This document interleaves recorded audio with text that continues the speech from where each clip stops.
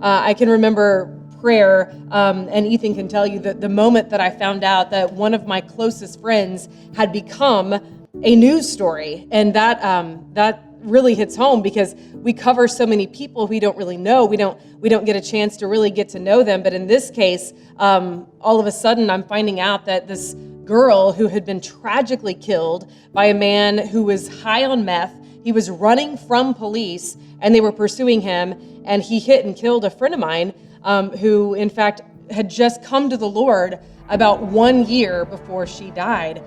That was a day when prayer was necessary for us because the next day, Sara had to go out and cover a story about her friend who had been killed and talk to her husband. And we know their kids. Their kids are friends with our kids. And I had to deliver that on the news that day. So our prayer that day was for Dustin and the kids and Dana's family.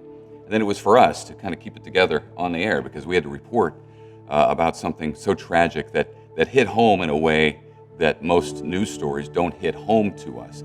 All news stories hit home to somebody.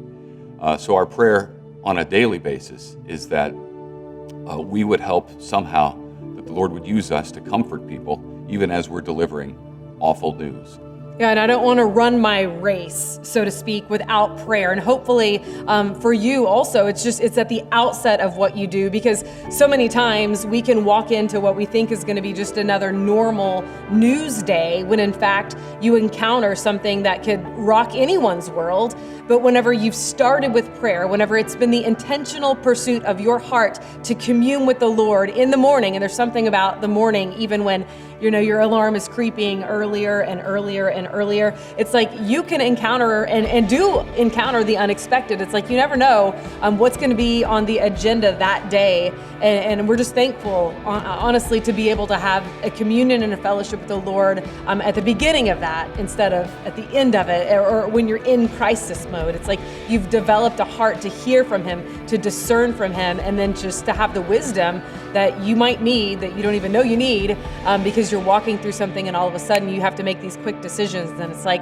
I'm glad that I know that the Lord is with me. I've heard from Him this morning. I've set Him, right there in front of me, and I will not be shaken.